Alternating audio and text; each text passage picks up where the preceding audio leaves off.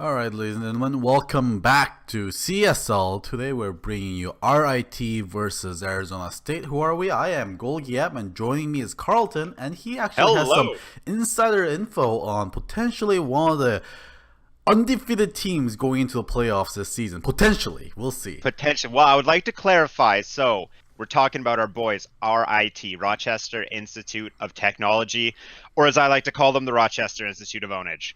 They have not lost a series yet this entire CSL year, but before the holidays, they did lose 2 maps. Now, let me tell you which teams they lost the 2 maps to. It is actually Stony Brook University A and Cornell Big Red, and I believe Cornell Big Red is obviously Cornell. Stony Brook is New York Stony Brook, I think. Right. We Yeah, actually State just University of New casted York. Cornell on the 4 p.m. today. They are a good team, Yeah. but Rochester Institute of Technology is currently ranked #1 in the league according to the power rankings. They are insane, and I had the pleasure of talking to them this last Monday in an interview. Those guys are a hoot and a half, and they are about as confident as they are funny. And let me tell you, a team that has not lost a series all year is very confident. Yeah. So who do you get to interview? Do you get to interview all of them? A or? lot of them, actually, a ton of them came, so it was a little crazy. I teased them a bit because there was like 9 people showed up to a Dota team. I was like, this is not Dota, boys. You realize it's 5-on-5, right? Maybe that's why they're winning. They're just bringing 10 players in, but they brought a manager, the esports manager and the Dota manager. They brought their subs, brought their friends. They brought everybody. They're a crew. They're a very tight-knit group. There's a lot of them, and they seem to get along quite well. But yeah, they were a riot. They're very confident this year, and I'm actually really excited to see them play. I didn't realize that I was actually we were going to cast them this week, so I'm really excited about that. On the other side of the river, though, Yeah. Arizona State University. Let me tell you about the stats of these guys. So they have only lost 1 series since the holidays. Prior to the holidays, they went 4-2. With their losses being to UBC, the best team in the league before the holidays. Actually, going off a little tangent here, UBC is not doing well since the holidays. Yeah, what happened to them? They're not even ranked top 10 currently. Really? Yeah, they have been. I think they're negative also. Enough about them though. So UBC was the one loss from Arizona State Gold Team, and Washington was their other loss. It was 1-2. Washington's another strong team. If you're going to lose to teams, Washington and UBC are completely acceptable, I would say. But so far since the break, it's the Aggies, the UC Davis Aggies, 2-0'd them. Again, if you're going to lose to a team, Aggies are a really good team. Yeah. So it's nothing to be too ashamed of. I mean, it is a loss on the board, but the thing is the L number is much smaller than the W number, and we're going to see which one of those numbers changes tonight for these boys. So I imagine our game will get going soon. Recently, when I casted with Wivrex, we actually had a draft penalty put in because of a team showing up late. RIT, they do not lose, but apparently they do not check the time either, Golgi. Yeah, the game actually on 4 p.m. on Tuesday, which obviously went super late, was because we started 30 minutes late on that one as well because can't remember who got the penalty, but the team showed up like literally a minute before the 30-minute loss penalty. So they had only 20-second reserve time during their draft. Ooh, it's a lot of pressure. It and is. One thing I love about that, and I brought this up plenty of times, broken record here, you know me, is I love when teams snap pick. Boom. One team picks, comes out of the phase, the other team just immediately picks a hero and throws the choice back onto the opposite team. I think that has some weight in a draft. Yeah. I think that puts a lot of pressure on the team, and it's kind of like a confident move. It Yeah. might throw the other team off. It's a very coggy thing, and I love that. And when you have a draft penalty, obviously you shouldn't have one in the first place, but if you have a draft penalty, that's a lot of pressure just be thrown right back because you have to use the new information of the hero that was snap picked in regards to your next draft. It makes it's just I don't know. It's drafting is fun. I don't know. I love drafting. There's such an art to it. Yeah, it is one of the reasons. I mean, we love Dota is because it's not only a game of like reaction speeds and just pure mechanical skill, but it's also in many parts a strategy game. And how many games do we see games end on the draft screen, right? I think like at least like 20% of games I cast, it's because of a superior draft that just wins the game. And that game that we saw with the 20 seconds, the team came in prepared. Like they just didn't draft reactively. They just drafted a cookie cutter draft. They just went like Naga, disrupt their first 2 picks into like Juggernaut, Queen of Pain. I can't remember what they picked in the off lane, but like as vanilla as it gets, as just strong heroes in the meta, and they actually won with the draft. Wow, that's impressive. Good on them. Just roll out of bed, show up to your match, and win it all. Speaking of drafts winning games, I hope I'm probably gonna get a lot of hate, but I miss Huskar Golgi. I haven't seen Huskar in forever, and I know he's a lot to handle, and he sometimes makes you want to break your keyboard when you're playing against him or even with him. But it's been a while. I just miss him. I'm missing Huskar, especially casting. Casting Huskar games is a riot. Yeah, it is, and they end usually like super fast, and it's always team fights like from start to the very end, and they're fun to cast. Yeah, he's not a hero that wants to go super late, and he's a hero that can just is the mid game. Yeah, the mid game is just Huskar and 9 other players. Yeah, and he is the classic hero to bring up. He's the classic hero when people refer to raid bosses. Yeah, in Dota. Yeah, I mean it's just like something we been seeing, I guess, is Ice Frog trying to eliminate, I guess, those kind of cheesy drafts, and Huskar kind of been a kind of victim of that because he's been kind of weak, and Broodmother to an extent has been kind of neutered as well. Broodmother, one of those like draft aces, right? She doesn't get picked a lot, but when she does, she can just carry a game by herself, similar to Huskar. So yeah, those two heroes we don't see very much anymore. It's strange with Broodmother because she's lost her invisibility. She traded invisibility for just being a more prominent laner without having to rely on invisibility. And you'd think that would make her scary because she already was just a lane destroyer. She could just win lanes 1v3 depending on someone making a small mistake or the matchup. And then just losing the invisibility and making her just a better fighter and increasing how powerful the Spiderlings are, like that seems really scary in my head, but when you see it in practice, she definitely has not been getting the same attention. Like she was a rare pick before, but I strongly feel she's not getting anywhere near the same attention she was getting while she was invisible. I guess you could make an argument that the fact that supports had to spend so much money on reveal was actually a huge part of her laning. Definitely. Because you don't have to, because that was something I always hated as someone who made support, is against invisible heroes like Bounty Hunter is always rough in the early game because you can usually only get 1 sentry, and if he can counter it, then that's awful. Playing against Broodmother is the same. She's already a strong laner, but you have to spend money on potentially countering wards. I don't know. It's kind of interesting, but I love seeing those heroes, those like kind of cheese heroes of Dota, the Huskar and Broodmother. Are there any other? I guess Techies was kind of like that, but he's on a captain's mode anymore. Yeah, Techies is another cheese hero. You're correct. Against a full melee lineup. Do you remember they have 5 melees? Final pick Techies. They can't do anything. But now if you have 5 melees, you're losing the draft. Yeah, that's just like you're trying that hard in the draft. Exactly. But yeah, Techies is Techies. I hate Techies, but I kind of like how cheesy he is. Yeah, he's very cheesy. So have you read the new patch that came out today? I really like it. One thing I'd like to know: do you know which tree was removed? No, I actually don't know. What does it say? To the right of the blue crystals near the ancients. Oh, okay. To the top right of the blue crystals near the ancients. All right, I don't think it's a really big deal. I must admit, it probably changes vision a little bit, just slightly with wards. If you notice, since the map revamp, the vision has been done, like, I would say masterfully. Like, running around the Roshan pit from the top to see the wards, you don't get to see the ward until you're in, like, a vulnerable spot. The trees block it. Right. Trying to get the Radiant Jungle Bounty Rune, it's always just out of vision. Same with the top bounty rune for Dire. It's always just out of vision until you're kind of close. Like it's very difficult to max range vision the wards. And even for example, placing a ward in the Dire jungle from the river, like just to the top right of the Roshan pit, if you want to throw a ward in that low ground beside the Dire shrine, the trees are set up in a way that you can't place a low ground ward that gets all of that vision. It's always going to have a chunk of it blocked. And I just like those small things. Those are intentional. Those aren't luck. And I just Ice Frog is a genius, honestly. He is. Dota has so many moving parts, and with that said, Dota is probably one of the best balanced games for its scale right now. Most interestingly balanced as well. It's not just moving around little numbers and stuff like that.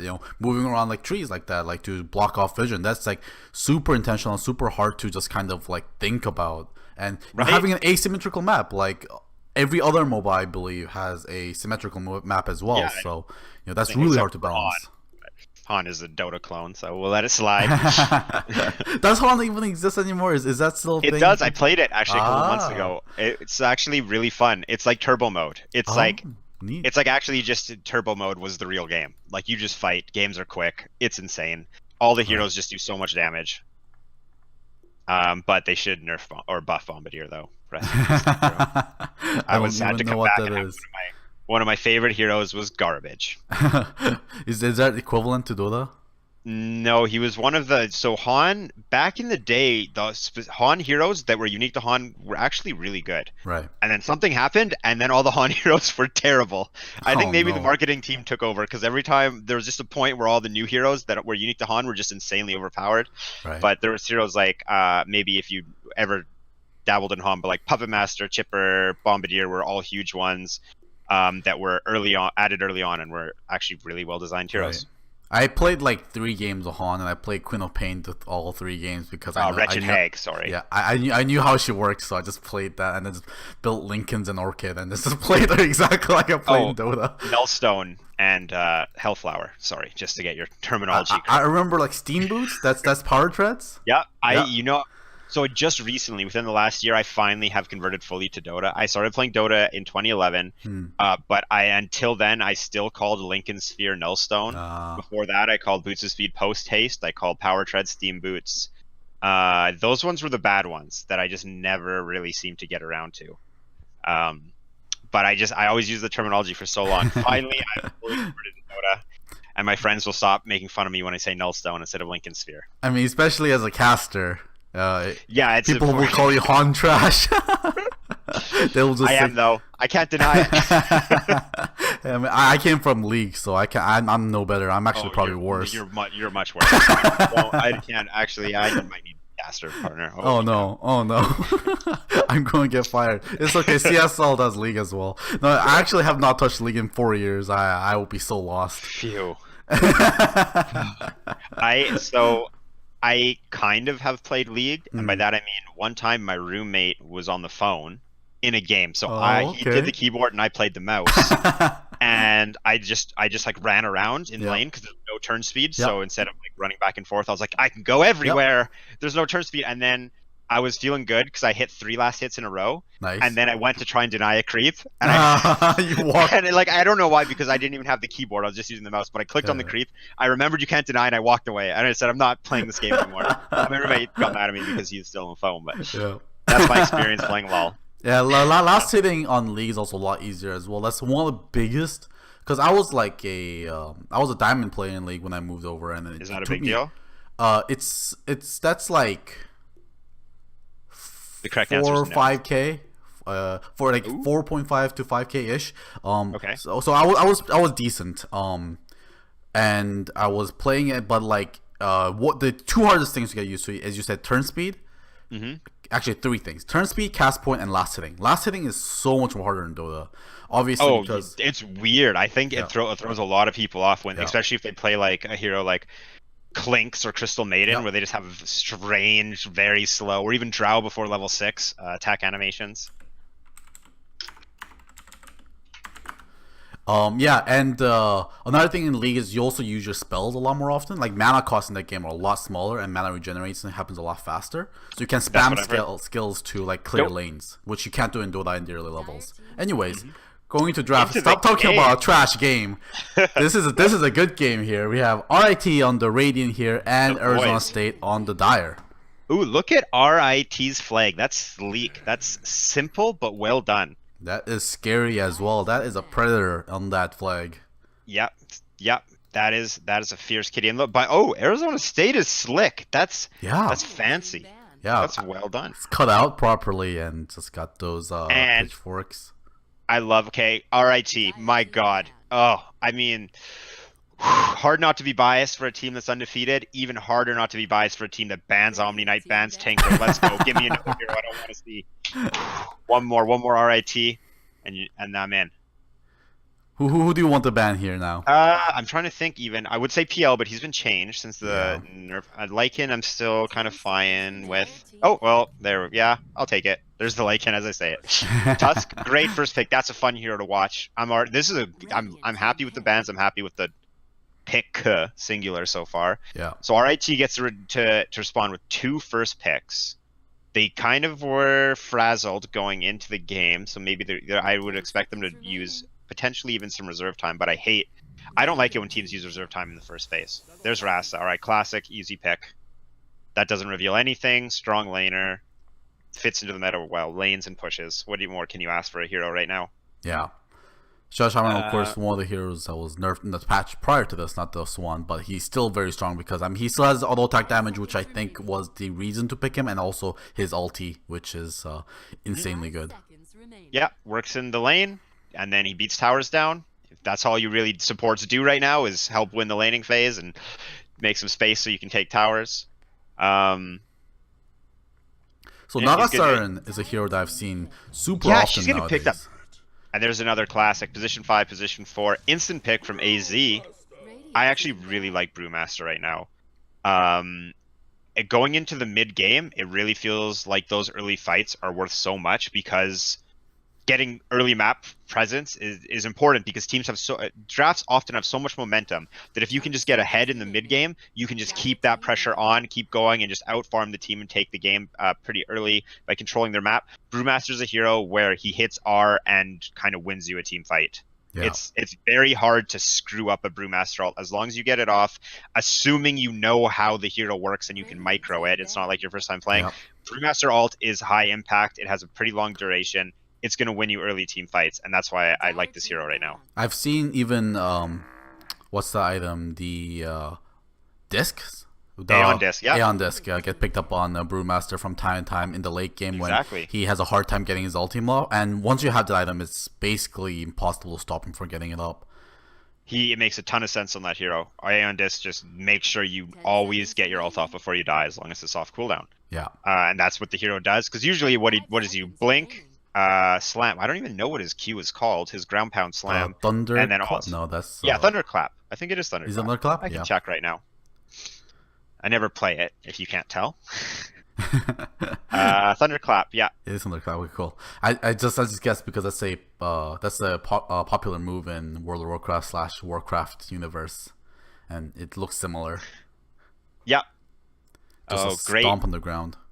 Great. We have so. Speaking of our Dota universe, so we have the Yeti, we have the Drunken Panda, we have the Rockman, and then I don't know what Shadow Shaman is. He's just a guy.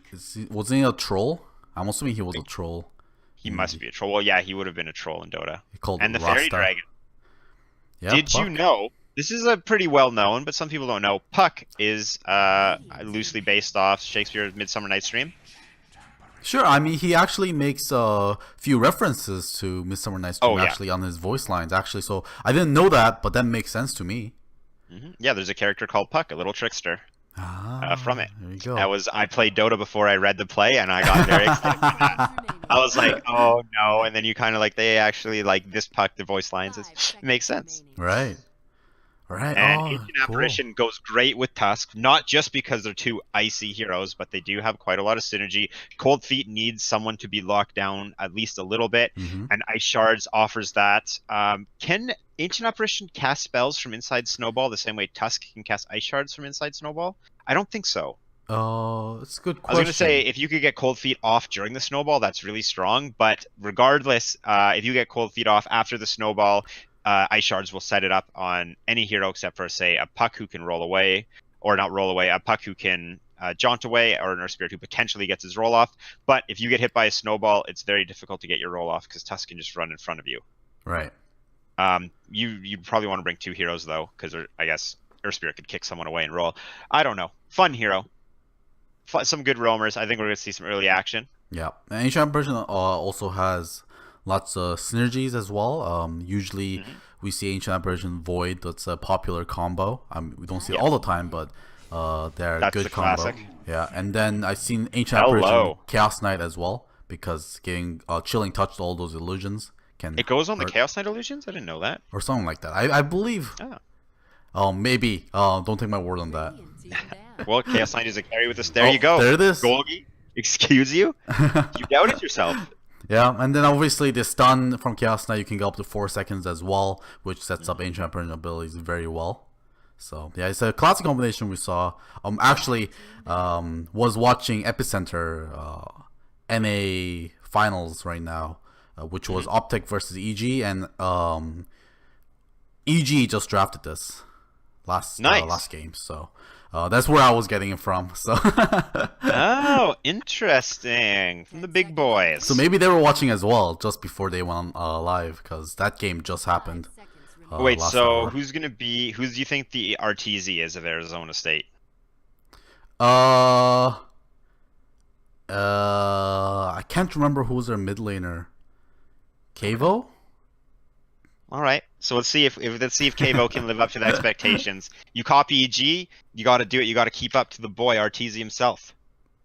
I expect a TI5 winning performance from him. Although RTZ has never won a TI.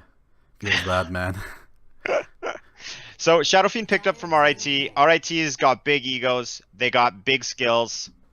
And, they've built a pretty big mountain of corpses on their way so far through the season. Shadow Fiend, that seems like an RIT pick to me. That's a relatively flashy hero. That's a lane winner. That's a snowball hero. What I know about RIT and what I know about Shadow Fiend, I think they're going to get along just fine. Yeah. TA also being banned out here for RIT, a classic counter to the Shadow Fiend. Queen of Pain is still available, who's another counter that's popular against Shadow Fiend. What's a little interesting to me is the fourth pick Chaos Knight. There's a lot of area of effect already on RIT. Yeah. Aether Shock. If Earth Spirit ever sees Chaos Knight Phantasm, Earth Spirit can just combo him, hit everything. Puck has a lot of AoE, and RIT's Shadow Fiend is after, but that's a lot more. And there's the DP. That's just a solid hero. Yeah. Utility, pushing power, strong laner. Relatively difficult to gank. Offers utility and damage when someone ganks for her. I like it. And I she like it a can lot. I do- don't know how the Shadow Fiend DP matchup is that well, but they'll likely be roaming with an Earth Spirit and with a Tusk, so Yeah. we'll see how that goes. I know DP, she can kind of all in Shadow Fiend with Spirit Siphons. Once she has those levels, she just go Shadow Fiend, goes to his melee range, and then Spirit Siphons him, and then just all ins him, because don't walk away, because obviously if you walk away, you're just going to get raised 3 times and you'll die. But Shadow Fiend obviously can't stand up to the Spirit Siphon damage if she's just standing in melee range against him. Shadow Fiend is actually very, if he's going the Yule's build or not, but before Shadow Fiend gets Yule's, he's actually very weak or susceptible to heroes that can just get on top of him. Right. Even Earth Spirit. Ooh. When Earth Spirit has Magnetize, obviously in this game Earth Spirit's on the same time as Shadow Fiend, or same team, but before Yule's, if Earth Spirit has his ult, he can usually beat down a Shadow Fiend just staying in melee. So I can see DP getting in melee and beating Shadow Fiend down. Right. And there's the last pick, Lone Druid. So Rochester Institute of Technology, classic kind of puck lineup. They just come online in the mid game. LD as well. 2 heroes that are ready to win in the mid game. They don't necessarily want to take it late. Shadow Fiend's very strong in the mid game. Do you think he's going to go the Blink Yule's build or more of an auto attacking build this game? Do they want? I wonder. I don't know. That's. I think that seems always up in the air for me. They could do with more magic damage or physical damage, because they have it nicely split between the Puck and the Lone Druid right now. What do you think? It's. I would say I don't like doing it against silences, like DP. If DP's ever not in it, you can obviously just save it. That's a good point.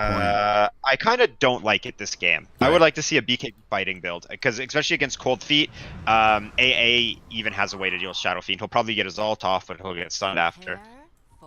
I think a BKB would be great for Shadow Fiend this game. Anyways, we did it. We made it. We're into the game. Transitioning into the game, everyone says they're Jill HF. So let us introduce these players. So over on RIT, we have Earth Spirit, who's rolling out to play some words here, is Doggy.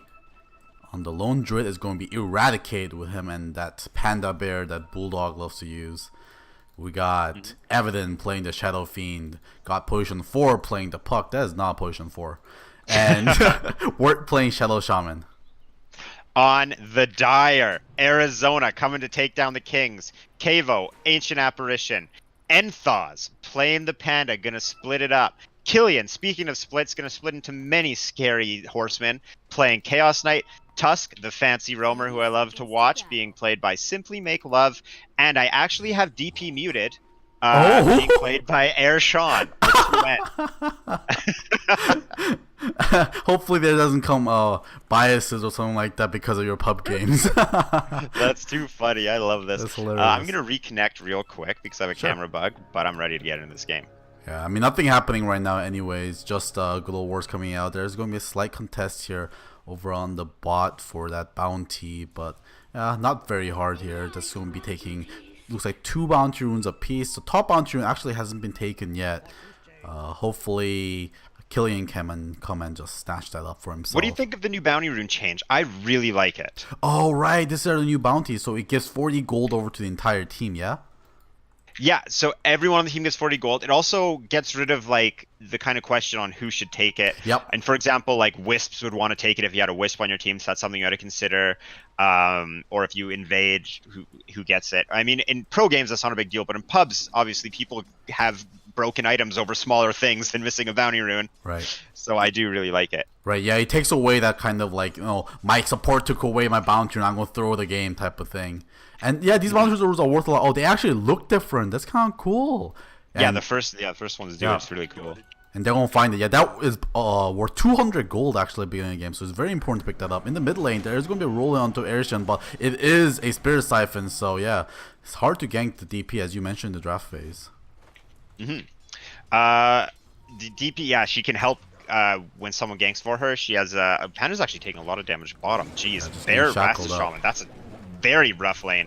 But yeah, DP does a great job with ganks and against ganks. Shadow Fiend, he does a decent job with ganks with high damage output. Against ganks, top lane looks like Puck is going to get sharded up there, and one more hit is going to be able to do it. Yeah, that's going to be a chilling touch that will help take him down, that Puck, for the first blood. Dang, that's a great hero to put it on too. Yeah, Puck utilizing that orb slightly aggressive, trying to get the kill and Simply Make Love, but instead Killian was able to stun him up, so he won't be able to jaunt over to the orb. Now, what do you think is going to happen with the Panda bottom? Do you think, because I don't know if he can even enter this lane. I think he's going to have an absolutely awful time. Do you think he's going to be able to get anything out of this? Yeah, I'm not sure, because Panda usually depends on the fact that he lanes against the enemy have one carry that he can blind completely and ruin their day so they can't get last hits. But obviously Lone Druid has 2 bodies he can last hit with, so not as effective in this lane. Yeah, he has 2 heroes and a bear to deal with. Both the Lone Druid and the Earth Spirit in the shards right now. His roll-in also gets blocked by Simply Make Love, so he won't be able to get out of that. Well played by them. Yeah, and the Cold Feet will actually be able to finish him off. AA Tusk, I love this combo because I like both of those heroes, and I like that they work well together. It gives both of them a reason to be picked. AA is a bit of a hard hero to fit into your draft. Evident is dancing along in the mid lane. He's going to get caught here. Cold Feet on him as well. Getting Spirit Siphoned up, and he is going to go down. Kavo going to be taking that kill for himself yet again. Jeez. Arizona coming out with a vengeance, making sure RIT knows that they probably have rolled over some teams in the past. Arizona's not going to let that happen tonight. Yeah. These guys are making stuff happen. I like this. Now, if a support's gonna take a kill in the early game instead of let a core have it, I think AA is another one of those supports where that's completely fine. AA is one of those heroes whose item build is almost like a mandatory Aghanims. Obviously, you can grab some other items, but Aghanims is going to be considered, if not picked up, every game AA is chosen. And so he also has a hard time farming. So anytime he can get money, it's a huge deal. Yeah. Sometimes we do see the AA go for Midas, of course. I think that build has kind of fallen off. Oh, yeah, there's going to be a snowball. He's going to be able to jaunt at least the... yeah, he's going to be able to get away from the Cold Feet as well. So, no problem there, of course. Panda bottom's having some trouble. Hardest heroes to gank, and Enthos, another hard hero to gank. He's going to be able to walk out and sell himself up. Oh, he's staying alive, though. 8 CS on Panda. Could be worse, could be better. He's actually going to go for the double bounty steal. This is a big deal for him because he's not getting much out of the lane. Yeah. You get both of them, looks like. Puck managed to snake it from Tusk, who is fighting from top. How's their mid lane looking? DP and Shadow Fiend are pretty much equal, 19-4 to 18-4. Yeah. And AA, oh, here we go. AA and Tusk are making moves again. They've had success against Shadow Fiend in the past. I think we're going to see some more. Also, Earth Spirit set up bottom for Panda. You're right. Oh, he has Invisrune as well. Will be He's actually likely coming gonna onto try and mid kick right now. the Panda Snowball in. onto Evident, but the shards are going to miss. That's going to cause a rotation here from Doggy into the mid lane, try to save him. But thankfully that shards missed because I think if that shards landed, it would have been trouble. You know what? That's actually a pretty big deal because now there's not going to be an attempt on Panda bottom with that Earth Spirit. So that's actually quite a lot of space. And Thaz is getting gone on, but I think he's going to be fine. Actually, AA is going to TP in. Yeah, going to get hit up right now. But yeah, Enthos sticks in. And he's feeling confident with the protection of AA behind him. AA actually gave away he's there, though, casting Chilling Touch. Yeah. I don't believe that RIT knew he was there. I would have Simply Make Love also rotating in as well. Here we go. This is a good kill. The Chilling Touch came out as well. Sorry, the Cold Feet. And the shards are going to stop him up as well. They don't need anything more. Oh, the Snowball is going to use onto the Creep instead of Ward, who TP's out. That would have been a great double kill to pick up. Yeah. CK is just soloing against Puck. Level 5 to level 3, though. Doesn't seem like he's having a problem. Yeah, Puck, it does give him some space to catch up, though. He only has 7 last hits right now. Lowest last hits compared to any core in the game right now. They, with the scan, find out Evedin is jungling. So they might rotate here. Oh, but look at Earth Spirit. He might scout this. I think he is going to scout this. Oh, it's going to be real close. Uh-oh. They see it. Evident knows this is going on. It's going to snowball in anyways. There it is. They're coming in. Shards, perfect block there. He's going to try to TP out, but nice stun from the Earth Spirit is going to make sure he gets out of there safely. That was now, a ballsy position TP 4 coming in. He doesn't have his ulti. He's only level 4 right now. They're going to roll in, slow down Tusk. Position 4 only has nukes right now. Snapper doesn't know what to do. Simply Make Love trying to walk away here. Shards are not going to be able to save him right now. Ward also intercepting as well. And the final kick from Doggy is going to be able to finish that kill. In the meantime, though, CK has been left hindered in his farm, and so is DP. Position 1 and Position 2 free farm so that a Position 4 can get chased around for 30 seconds. I would say that went in Arizona's favor, honestly. Yeah, that's what we call space in Dota, I believe. I believe that is correct. Now, Enthos, how is he doing? We talked about how rough his lane is. 15 CS at 6 minutes. He can farm heroes when he gets his ult. Obviously, he'd like to get more out of this lane, but this is really hard. I think the fact that Enthos hasn't died yet is actually a pretty big deal. Cable and Simply Make Love again rotating down to the bot lane right now. I'd love to see another kill, especially getting Enthos into the game. Let's see. I think they've sent something though. Sending Spirit Berry right here. Yeah, that's scouts at the Cavo. Darn. And Shadow Fiend's just been forced into the jungle. Yeah, it's this great ward here catching them up. Oh, they're gonna find Tusk and they're just gonna walk by each other. They don't want any trouble. So CK does have armlet. I would quick be armlet. Very quick. He's going for the power shreds after. I imagine he'll have them quickly. I would like to see CK get active soon. Ward going to shackling up the Ancient Apparition. There's going to be rolling as well. The 2-man stun. There's a Thunderclap coming out, but that won't be able to save Cavo. Who's going to go down to right click of Eradicate. The shards are going to block up Doggy though, and then there's a rolling as a stun. So that's going to be a position 5 for a 4 trade here, going over to the side of Arizona. They'll take it, I guess. They got some XP for Panda. That's really all he can get out of this lane. He's low on mana though. I don't think there's any kill potential. All it comes down to entangling. He does have Soul Ring as well. So he can. In the meantime, CK, level 8. He doesn't even care about Puck.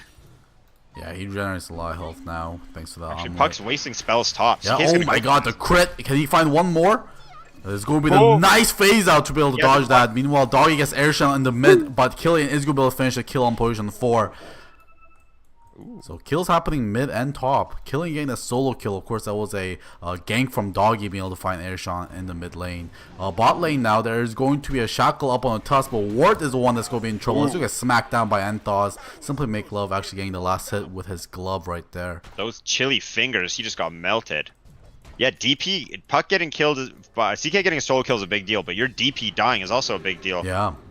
this game's starting to heat up, and that's what I would expect. But CK has Armlet. He's going for Echo Saber. This is a mid-game item build. They want to get going right away. CK just wants to start fighting. Obviously, CK is not known for being a great farmer. Armlet up, Power Treads up. He's going to start pushing the tower. He's going for Echo Saber. CK wants to start moving. He's done with the laning phase. He won. He's moving on. And Tusk AA, here we go. They're rotating around again. Mid tower's really low.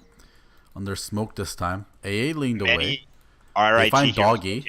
Might not be the target that we're looking for. Yeah, Evident. They look at stun up on the 2 Ancient Apparition getting shackled up, but Airshon is going deep on the Shadow Fiend, but he gets stopped by the Dream Coil right there. This is a big trouble here. The Snowball is going to save them for the time being. Evident channels up his... Oh my god, the Snowball was actually to a creep wave. No one expected that. Airshon looks like he's still going to get taken down there. Last auto attacks will be able to take him. And the stun coming out from Doggy as well. Nice shards to delay up for a little bit, but the shackles from downtown, you can be able to find him. Wow, what a fight. Too deep from Arizona. Great rotations prior to the fight. As soon as the supports were scouted, Puck started walking down, got there in time, dropped the Dream Coil. The amazing Snowball, the sneaky Snowball, was almost enough to get him away, but not quite. They both went down. Yeah. That was a well done fight by RT. Nothing flashy, just smart Dota. Supports are deep, towers low. They obviously are going to commit, brings more heroes than they have. Yeah, Doggy didn't get scouted by AA? What? AA just walked right by him. I guess he had no clue. Doggy's the sneaky Thur Spirit. Oh, looks like maybe what? Something? Oh. No, those trees are too good. What's going on? They're trying to figure it out. Roll in on Cavo instead, but no, there's Anthos here as well. He's gonna get the 2-man stun and try to walk away. Thunderclap is there, and yes, Gold Feet is gonna be able to finish him. He's gonna roll by and stun him, plus Eradicate. The shards lands as well. Here's a DD. Anthos gets the crit. Eradicate is gonna try to TP out, but he splits and actually Earth Panda stones him, and he will go down. Well played. I think that's worth. Yeah. Panda ult's huge. You want to use it in a team fight, but getting a kill on the carry, that's a big deal. I like that usage. How long is it down for too? What is the cooldown of that spell? 2 minutes. 2 minutes after the duration. All right. Oh, there's going to be a fine. Yeah, DP uses our ultimate as well. It's taken away. Can they find it? They save him for his time being with the thing, but the auto attacks are going to be there from Ward to take him down. Doggy now getting taken out. Enthos trying to clap him, but the stun is going to be there to save his life. Enthos blinds up with the Evident, and they start walking away. Whew. Speaking of good kills, DP dies again. Uh-oh. Looks like she took the mid tower with that at the very least. She did take the mid tower. That's rough. DP's starting to fall a little bit behind here. Just check the net worth. They're going to be rolling onto Evident right now. Panda. That's just going to be unsempling right now. That's going to be... Oh, the Requiem is going to be able to come out, but that's not going to be enough. Enthos is there with the crits. Simply Make Love. He's going to pay the price for this, but that is not a big price to pay for a kill onto Shadow Fiend. Yeah, they'll take that. Easily take that. Panda actually found an invis, and he's going to go scout it out, see if the team can get back in. AA is level 6. Doesn't have enough mana for his ult, though.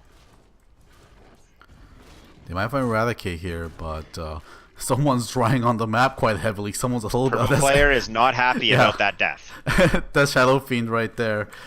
And Eradicate just going to TP out. He feels a little bit nervous. And right now, 4 players on RIT top. 3.5 players on Arizona bottom. It looks like they're both going to go for the T1 from the opponent's safe lane. This is the easiest T1 of the 3 to take. Yep. Because you can just position all around it, making teleports in to respond. Very dangerous. So we have a CK. Doesn't quite have the Echo Saber yet, but he has Armlet. What's he pushing against? A Bear. A Bear's a very fast pusher. And actually, RIT is going to go for mid, a much more important tower. They would easily take this trade. You kept talking about Killian being left alone to farm, and he right now has the top farm in the game right now. Almost 7k gold. Going after a heart right after the Echo Saver, so... Oh, I love... Heart just is... Like, that's what you need on CK, though, is just strength. Literally like the best item on the hero. So you just buy Heart. It's one of the few heroes that buys Heart. Also, speaking of heroes that buy Heart, Earthshaker is actually one of the best items on Earthshaker. Extremely high damage because of how Enchant Totem works. Oh, great all top. He's going to be catching on 2. I would go Poison 4 is actually very low. So he's going to roll in right now. He actually stuns them, but the silence is going to be there on the Tusk.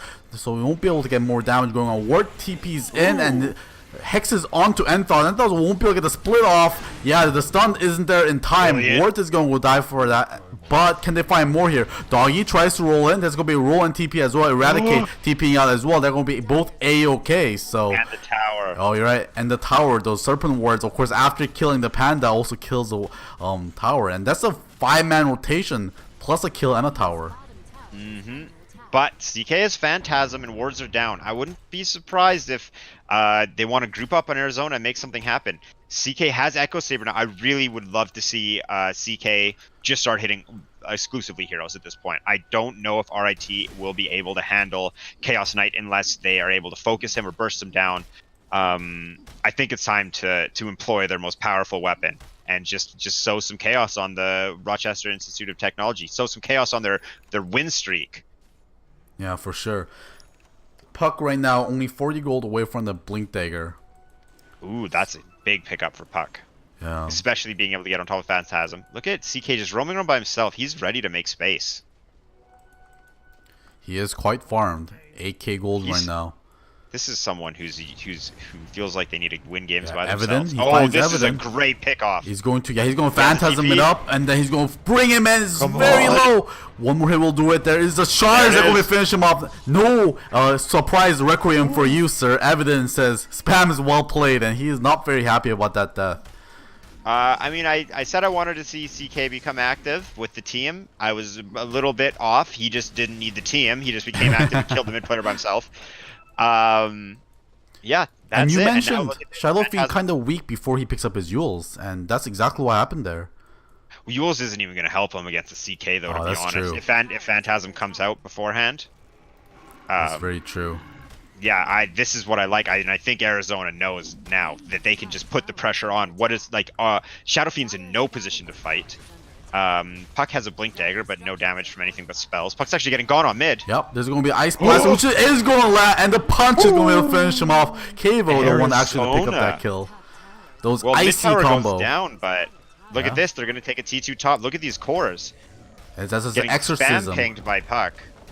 Yeah, they will take the Tower 1 trade for that, but Wart, once more, he has the wards available on that, but they're going to TP in preemptively to stop the wards from even dropping down. Wart is going to try to TP out, and then go snowball. No, the roar! Bear fear.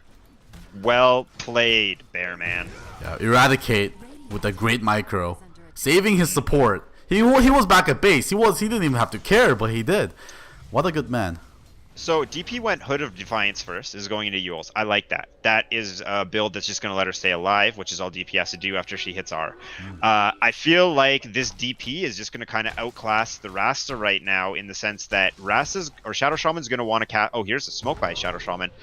When Shadow Shaman gets 6, Shadow Shaman wants to keep Mass Serpent Ward on cooldown for the rest of the game. When DP, in this scenario, I think DP is going to want to keep Exorcism on cooldown for the rest of the game and be active. That's actually an alt. We just see Requiem for clearing a stack there. The smoke is actually circled by pink. Kavo knows what's going on. That sort of map awareness on an Ancient Apparition, that is a good combination if you ask me. Yeah. Now, Roshan's not going to be attempted. The smoke is going to turn into them ganking the Centaur camp. Not really the target they were looking for on RIT. In the meantime, AZ has been farming. How's their boy Panda? He had a rough start. Let's see on net worth. Top 5 net worth. He has his Blink Dagger. He's actually doing better than Puck. Wow. So, Enflaw's managing to keep it together, keep his chin up, regardless of a difficult lane against two powerful laners, Lone Druid and Rasta. Shadow Shaman, rather. Gosh.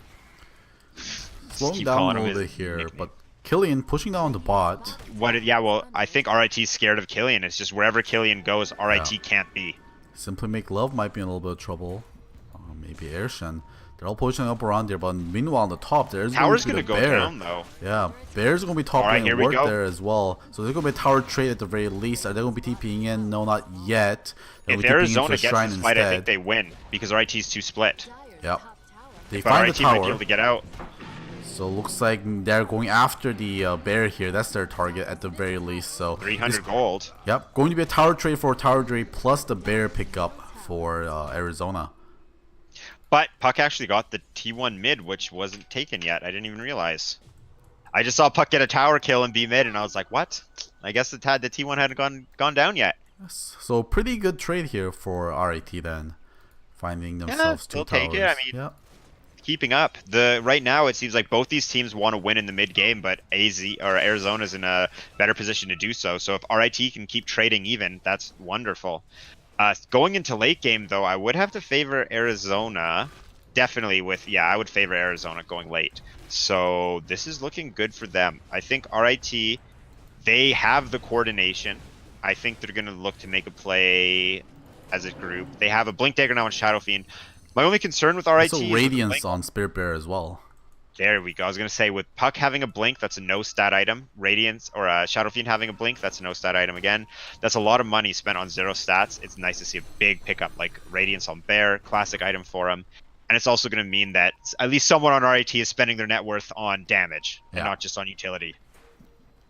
Yeah, Evident, I'm sure, is very scared of, as we saw, getting picked up often there by the supports and the Chaos Knight even. So he even picks up a 4-staff preemptively. I guess that's just to push himself out of shards, which makes a lot of sense to me. And here we go. Trying to focus the bear down. Nice 4-staff from Ward in. And he has a Blink Dagger on Shadow Shaman actually. That's going to be an easy kill onto Kevo. Great. He'll find the bear though. Another Blink Dagger though at RIT. They're very mobile. Give them that. They have a great initiation potential, and they should be able to turn a strong initiation into kills, especially in the mid game where spells are still very viable sources of damage. Again, I'm just a little slightly concerned on how much money RIT has been investing in Blink Daggers, but if you're going to invest into a non-stat item, Blink Dagger is probably one of the best ones. Also, especially on Shadow Shaman, because if he can punish anyone being away from their team very easily with 2 long duration CCs. Yeah, they're going to find Ward. Oh, and the Blink Dagger. Speaking of, and they even baits out Tusk. Oh my god, perfectly timed stun there for Ward. And well done, AA Blast even coming in, which is going to completely whiff. Takes the safe call, backs out, doesn't try and go for the Tusk. They don't know what's behind him. In the meantime, Eradicate's going to keep farming up. Midas and Radiance. That's a very fast farming build. Yule's now picked up on Death Prophet. Yeah, and Solar Crest on Tusk. I like that. That's fun. That's good for sieging. There's the heart. All right, Killian. Let's go. This is a moment, isn't it? This is their heart. They find Eradicate. Eradicate is very slow in the top lane. This is what they want. This is the perfect kill. They're going to try TP in Thaws. Not going to be able to split in time to be able to stop that TP. Darn. And now the heart has been revealed. 4,120 HP on Chaos Knight. Hello. He does not even have to toggle off that armlet. That stays on forever. Oh, look at DP though. Yeah, he's going to be able to find 2 people to drain off. He's not going to be taking any damage from that ward. He's going to be able to dodge the AA blast, but not the snowball. He's going to get sharded up. He's not going to be able to blink out this one. He's getting all the attacks, trying to hold them for as long as possible, trying to make space for his team. But that is 1 person down, and Arizona wants to take this opportunity to take an objective. Is it going to be the Roshan? I like this. The only problem is who takes it. DP is not a great Aegis carrier, and CK is not the greatest Aegis carrier either. I guess you give it to CK because he has heart. Yeah, and I mean, as long as he gets the illusions off, they don't necessarily die with him. My God, it's gonna be. I mean, it's still gonna be insanely hard to kill a CK twice. I don't know how you lose the fight where CK gets 2 lives. Minus armor plus exorcism makes Roshan melt so quickly. And the T2 mid, they're just gonna back out. They want to make sure Exorcism's almost down. They want to make sure that. Look at Evident. He knows he had a lot of time. He was struggling a lot in the early fights, and he just opted out of them. And now he's just become a split pusher, and he's causing a lot of havoc. He's putting a ton of pressure on Arizona because he keeps just pushing lanes out and avoiding fights. He's a slippery fellow. Yeah, but now he's stuck with 30-second cooldown on teleport scroll. Are they going to keep looking for Evident? No, they think he's CP'd out. They want to complete the wrong way. They went this way when should have been going towards our base. Evident with a great juke. Sneaky guy. Meanwhile, bottom is the one that's being pressured now by the bear. Pushing that with that good old Radiance. Actually, they might lose the tower here, getting outmaneuvered here slightly. Ooh, Arizona seems to be a little bit scared of all the pressure that RIT is putting on them when Exorcism's down. Yeah. Still just over a minute till Exorcism's up. Arizona just seems to let RIT have free reign of the map without DP ult. And let's see what's going on mid. Arizona can't really do much. Yeah. That's a recipe for Radiance picked up on Brewmaster, but he's still quite far away. from finishing the full Radiance. Looks like Arizona just wants to push out all the lanes before they go for an objective with this Aegis. And of course the Exorcism as well. 30 seconds on that left. Jeez, yeah, it's AZ just slows right down when Exorcism's gone, and normally that's smart, but RIT's really Ooh, the punishing shards. for it. Barely missing ward. Doggy's gonna kick him down to the low ground. But this is what Arizona wants. Now the tables have turned. Daytime, Exorcism's up. Let's see how much they can get with it. They have an Aegis as well, so they're gonna try. They're definitely gonna want to go for 2 towers, but there's gonna be a glyph. In the meantime, Evident pushing lanes in. Oh, they're not going to use Exorcism for the T2 tower. I like this. RIT's not showing, so what's the point? Yeah. Was the creep wave was just cut though by Shadow Fiend, so they have what, a creep with 1 hit on it. I don't think they realize. Oh, okay. Actually, high ground defense gets broken. If they can take it up before it comes on, they'll be very happy here. Already half life, but the glyph is going to probably prevent that from happening. The backdoor protection is going to kick in at any moment, I'm assuming, or is it? Oh my god, are they going to get it? There it is. Backdoor protection finally comes on. They still want it, but backdoor protection is really strong nowadays. They're going to try to roll in. They're going to miss by the Yules. Oh my god, they got it. Holy crap. They're going to TP back, and Enthos did core damage to the tower. That was crazy close. Chaos Knight now getting on. Ward is going to try to stun the Tusk. Tusk is get broken by that Chaos Ball. Evidence go to the Yule's Requiem combo. Killing, of course, has the Aegis. Kills the Doggy as well. He's still alive. There goes the Aegis. Round 2, boys. Can you guys kill him? Fight him? I don't think they can kill him. They're posturing. They land 1 raise. Chaos Knight is just hobbling away right now. Turns on that armlet, actually gets a Shadow Fiend. He manages to miss the disjoint. Killian actually getting kited out really badly here. Killian, can he turn around? He's waiting for his next Chaos Ball. Another Yule's coming out. Here's the Chaos Rift, and it hurts so much! Chaos Bolt is not going to get dead. He's going to get blasted. The kiting from RIT is perfect. Oh, RIT is sweating, but they pulled it off. Even without Phantasm Evident, light flashed before his eyes. That was... He had flashbacks to his laning phase. Oh my god. He got 1 crit there. If he got the double crit, that really low chance of double crit, Evident will have been just 1 shot. Oh my god. Yeah, you kill him from full health. Jeez. Oh my, I love it. CK is such a fun hero because of how he can just do that to people. Yeah. So for RIT, Evidence actually top net worth, beating CK by just slightly over 1,000 gold, and he's going for E-Blade. That's fun. That's a way to save yourself from Chaos Knight. Definitely, there is. Oh, simply make really love gets found by the shackles. Evident is going just nom nom nom. Eat that up. Super easy. Easy 3 raise. Oh my god, I just realized with Raze is dealing 450 damage because of the level 20 talent. E-Blade is kind of insane. Yeah. And he has very fast movement speed, drums, Yules, spots, so he can keep someone, because you're not really moving when you're E-Bladed. He can hit someone, he can get his combo off very easily.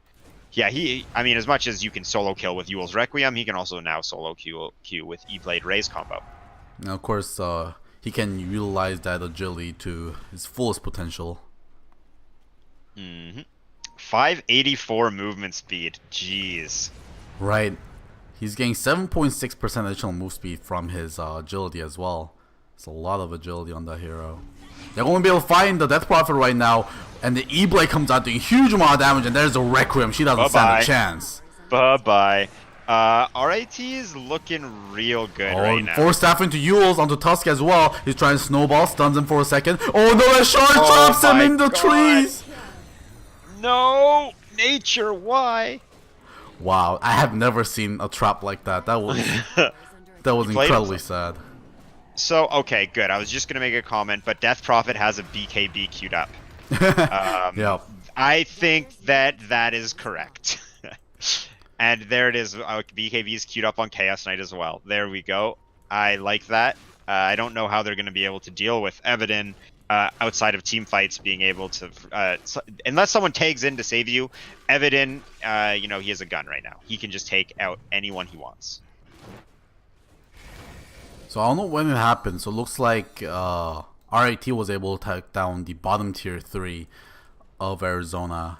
And that's going to mean the shrines are open, and they already take the one close to the Roshan, which is going to make the TP in to fight a lot harder for Arizona. And what's our Roshan looking like right now?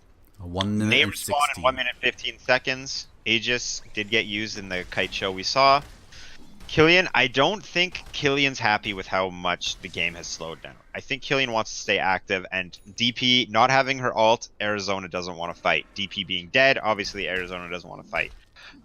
That's why I love the BKB pickup for DP, because she just needs to stay alive to enable Arizona to just kind of do their A-click through a team fight. You have to deal with an exorcism, exorcising Death's Prophet, and you have to deal with a Heart Armlet Chaos Knight, 4,320 damage. Not a lot for RIT to do in that scenario. Also Panda ult. Radiance turned off. I like it because they're smoking, I guess. Don't want to be scouted out. This isn't the kill they want at all. Worked. Yeah. Oh, it works on Simply Make Love, so they know someone on the high really ground. They're going to try to find the Shadow Shaman. Probably not the one they were looking for. Killian is going to be able to find him. You're not getting over to the high ground. And but we'll take him down. We could see a quick Roshan, and that kill would be important in that scenario. However, Evident doing a wonderful job keeping top lane pushed in on, and then Bear can push in bottom, but they allow Evan to do it with his Boots of Travel. Evidence causing a lot of, or creating a lot of space for RIT. So Roshan timer does come up. It's going to be 2 minutes. Okay. So a very Bear is going to go average cut time. the creep wave mid. Oh, But meanwhile in the creep mid. wave alive. Yeah. Killian's trying to go for position 4, actually gets landed with the Ice Blast there. A nice dodge onto stun, at least half of the things dodged there. And he's going to split himself and deal damage to melee racks. There's a Bear Roar trying to force him off the racks for now. But melee racks not going to stand for too much longer. Stun coming out. Actually, they are actually not able to finish his racks. Ikurim is going to huge amount of damage killing. He's going to finish the racks, but the E-Blade is going to finish him up. Puck is surviving very low life. He's going to be able to get away. Shackles over onto the Death Prophet with the wards damaging so much onto her. And she's going to Urls himself up for now. And then come back down onto Evidence. Waiting arms. Going to get E-Bladed with the Razor. Take huge amount of damage. Has no chance there. And Panda also getting taken out as soon as his split ends. And now, position 4 trying to go over onto the Tusk, and he's going to be able to TP out. Meanwhile, the bot lane, Evident finds himself a range racks, and I'm not sure if there's much that Tusk can do by himself. His full health, AA blast coming in, that is going to land. Simply Make Love is going to stun him right now, and the Yules completely dodges everything, and he's not going to like this combo coming up. Oh, he's trying to stay close as possible, and Tusk buys back. Is a buyback going to be worth it? He's running down to the Radiant, but he is so fast! Oh my god. So, I mean, Arizona got the racks, but RIT demonstrated how much they can dominate a team fight. Killian only was able to hit the racks. He did get it, but Killian, as insanely tanky as he is, as strong as he is, he can't do anything to the well-coordinated combo between position 4 on Puck, followed up by Shadow Fiend's Requiem of Souls after Puck silences and drops the Dream Coil. Everyone else on RIT just had to show up after that combo. Killian was eliminated.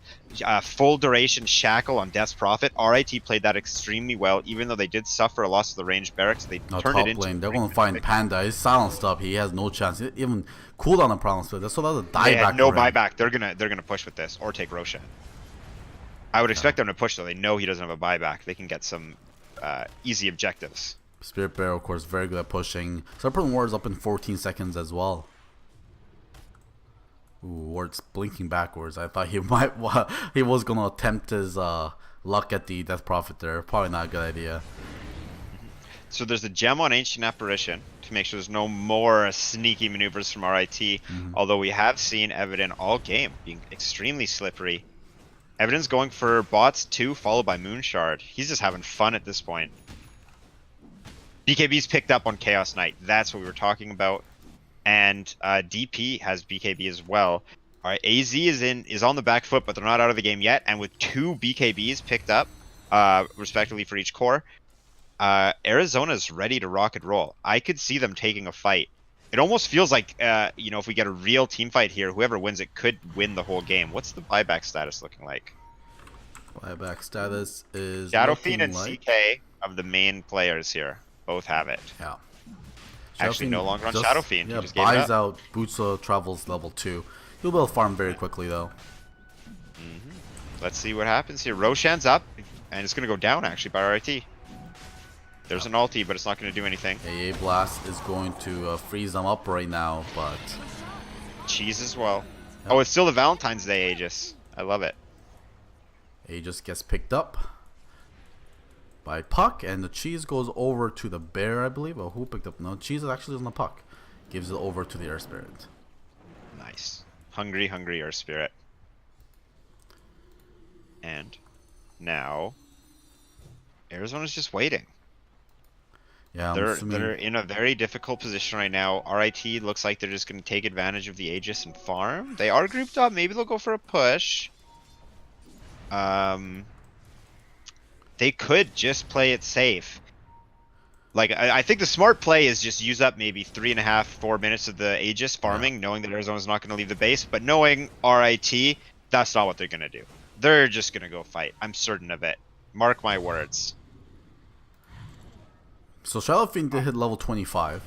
So that means... Evident is farming insanely fast, especially Yeah. with this crazy movement speed. Just running around killing everything. Yeah, he has 12-second cooldown on Ethereal Blade. He has 27-second cooldown on his Boost of Travels. And 888 GPM, about to be 900 GPM on Shadow Fiend after that rough lane. The next closest player is Bear, bot lane, 576. they're going to find AA. Not the biggest skill, but that's going to be the gem of True Sight. The ult is important, and the gem as well. AA does have buyback, so it's mainly the gem is what's lost there. Yeah. RIT has Aegis. RIT has map control. RIT has a player advantage. Let's see if RIT wants to push. Moonshard is almost... Actually, Moonshard is available for Shadow Fiend. He'll give up his buyback if he goes for it, though. Now, is he going to cast Moonshard? He is. He's going to give it to someone, isn't he? Who'd he give it to? Himself. Oh, he just cast it. Could have... Can you give it to a bear? I think it has to be a hero. Right. So, I mean, then it's probably the best hero Bear to get can it then. definitely carry the Moonshard, though. Yeah. Then Shadow Fiend is probably the best hero to get the Moonshard buff. Because you don't really want it on Puck or the Lone Druid. So, we didn't have to see a buyback used by Ancient Apparition. But that doesn't change the fact that Arizona's still very scared. They can't leave their base. RIT's actually taking advantage of the Aegis. They pretty much have a guaranteed teamfight win unless something wild goes on with the Aegis and the cheese. RIT is going to wait out the majority of the duration farming and then likely push right before it goes down. They're going to, like, the net worth, 22,000 right now for RIT. They're just taking full advantage of how much map control they have. Is there any large pickups coming that we should keep our eyes on here for RIT? Will they have all this map control? Well, Shadow Fiend is fully 6 slotted and at level 25 as well. Actually 7 slotted, I guess, if you count the Moonshard as a slot. Hex onto Puck. Potentially. That's a good I'm sure you're familiar with Aghanim Scepter for Puck, which Yes. increases the damage when the coil breaks and increases the coil duration as well as the stun. Goes through spell immunity. If you actually break Puck's ult right now, it's an 8-second magic immunity piercing God stun. damn. Top lane, Evidence going to be able to find the Tusk, blows him out completely with that combo. He's so fast. Going to go out. 3-man stun by the Earth Spirit is going to come out. Killen's going to finally pop his ult. Doggy might pay the price. No, the cheese is right there, but it's not going to be enough to save him with that onslaught coming out. Now, Death Prophet is going in hard with that exorcism. Worth is going to get found, but Evident, with that move speed, is going to be able to get it out. But right now, Puck gets found by the Cyclone. Can they keep him around, though? He's going to be able to phase out, blink out, and then he's going to be able to orb and jaunt. He's got it out there. Lost the supports. Well, did they actually get any objectives? They just killed the... They got mid-tower. But there we go. There was 2 buybacks on the side of Arizona as well, so... Exactly. 314 goal swing, so not a very big goal swing, but a goal swing nonetheless. And Chaos Knight getting majority of that gold, so he's RIT's still in a better position than they were prior to that fight, and that's what matters. Yeah. And they did win the game off of it. Meanwhile, there's a bear in the bottom. Oh my god, this is dead. Oh no. That Bear was doesn't so care. Bear's going fast. for the mid lane now. They're going to lose a bear for it, but well worth it for the mid lane racks. 300 gold. You pay 300 gold to destroy the enemy's range racks. You take that every single time. You take that, I'm sure. Yeah. And RIT playing very safe. I think a large part of RIT playing so safe, even though they have this absolutely massive advantage, is the fact that if they do lose a fight and get caught without buybacks, Arizona can win the game. With this CK Exorcism, Arizona has the heroes to just completely punish RIT for a blunder. And I think that's why RIT is in the position they're in, which is extremely far ahead, but they're still going to play it safe, and they're going to be smart. They're not going to risk throwing the game. As I say that, Doggy's just throwing wards up in the enemy base and getting chased by all 5 players. Tusk rolls in, Shard's coming out as well, but Evident is not going to give it away for free. He gets actually turned back by the Chaos Rift right there. He's going to stop the Equicum combo. Is going to be killed onto the Earth Spirit instead, but Tusk does go down, so it's a roamer for a roamer trade there. Evident now finds Killian. He no longer has a BKB. He's trying to hobble away there, gets hit by the E-Blade, gets slowed down because of that. Can anyone save him? There's going to be stunned fire on the Shadow Shaman. He's taking a lot of damage. Killian's hobbling himself away there. That's going to be the sacrifice onto the Shadow Shaman. Can they do anything more here? Evident turning around. There's the E-Blade. There's a Razor doing so much damage. Killian is healing himself back up through that heart. Pretty much every time E-Blade is up, Shadow Fiend needs to be stunned or he's going to get a kill. Yeah.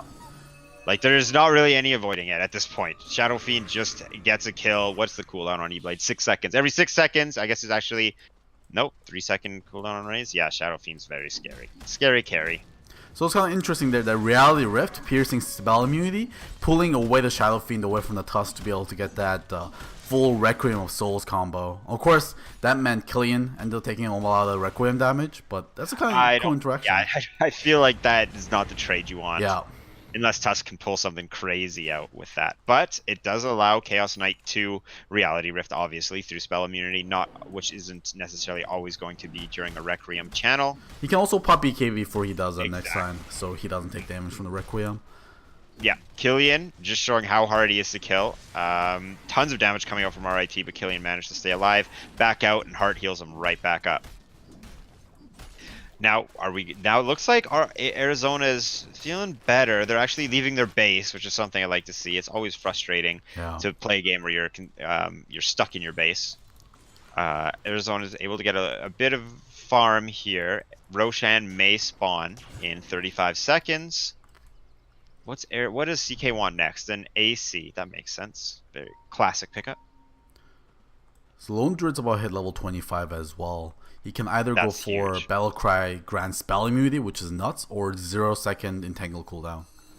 Ooh, those are both very strong. Yeah. Now, as fun as the 0-second Entangle cooldown is, actually that might be... He didn't take the Battlecry cooldown talent to a level 20. Ah. So that might show his hand to which Oh yeah, way Rapid he's attack preferring. speed, yeah. He's got to go in cooldown with that, especially with the Mask of Madness. For sure.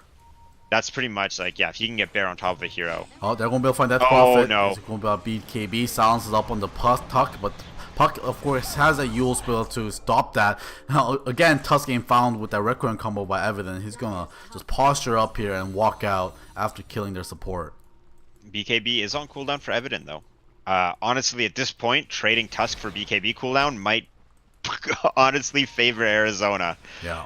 Just because they need to kill Evident. Oh my god, that blink response from so quick. Wow, the Radiance didn't even pop it there. Yeah. Insane. Death Prophet now getting stunned up. Space. Nice Yules. Going to dodge that slow. Well, pop the Exorcism, but Wart is there with that shackled up again. He's invisible, so they can't cancel it away from him. Doggy gets taken down in response, but that is their Death Prophet down, and also the racks taken down by the Spirit Bear as well. Meanwhile, in the mid lane, Evident taking those racks as well. Kavo very low. One more last click will do it. He's going to be taken down. Meanwhile, Killian will be able to crit down that Earth Spirit, I believe.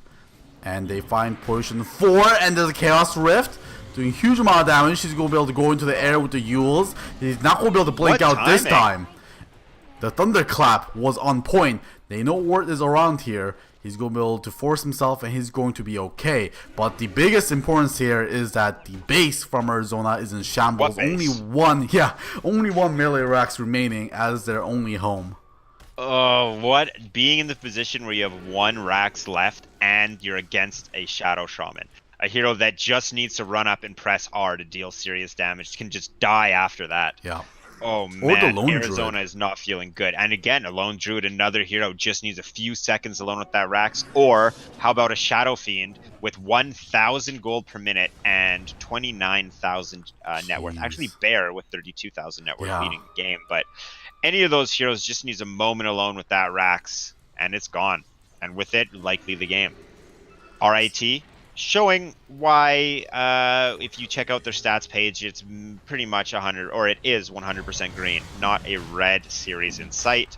Have Oh, yet look to at this lose a arcane series. rune dividend in the Roshan pit. He's just having 12. fun. How many stacks can we get? 13, 14 stacks of Shadow Rays. Oh my. Oh Oh, my. he And here comes denies Bear, here comes Bear, here comes Aegis! Bear. Here comes Bear on the racks. The Bye-bye. bear comes in, he pops a magic Just immunity. AFK. There's nothing he Just can do. standing there. And they call GG. And My there god. it is. Wow. RIT. So you can call me Sherlock Holmes if you want, but after that game, I think I may have deduced why RIT has not lost a series. They What is are that? absolutely dominant. Yeah. They Evident rough start.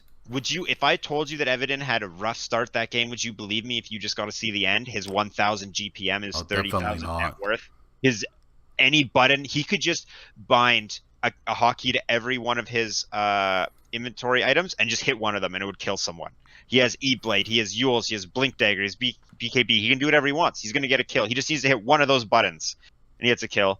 And what a fun way to end it too, with 14 stacks on Roshan.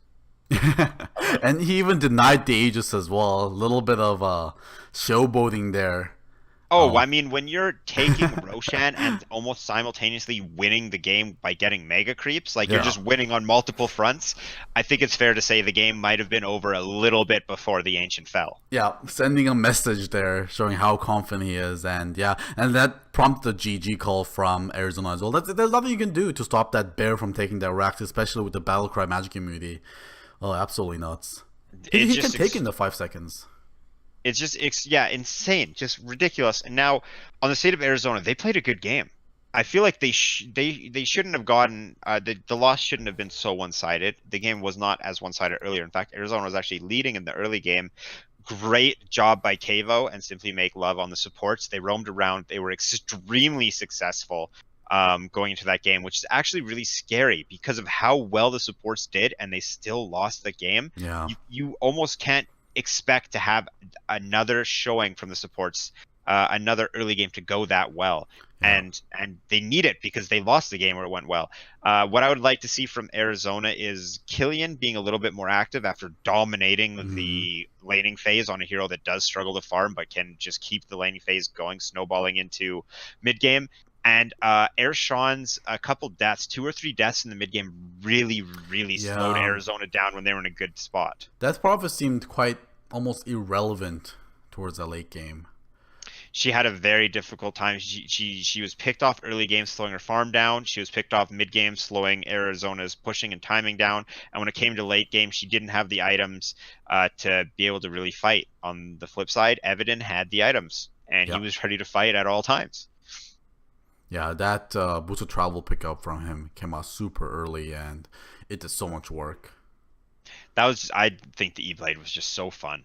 That's just great. Yeah, that cooldown talent on Shadow Fiend is absolutely nuts. It lets him do some ridiculous stuff on that hero. His damage was just let's take a look. I guess you couldn't see. I would love to see the Roshan damage he did, honestly. But let's take a look at the stats here for the game. Damage from Shadow Fiend, it was 37,000. Who was the next closest to him? Oh my god, 15,000 was the next closest, I think, or did I miss something? Yeah.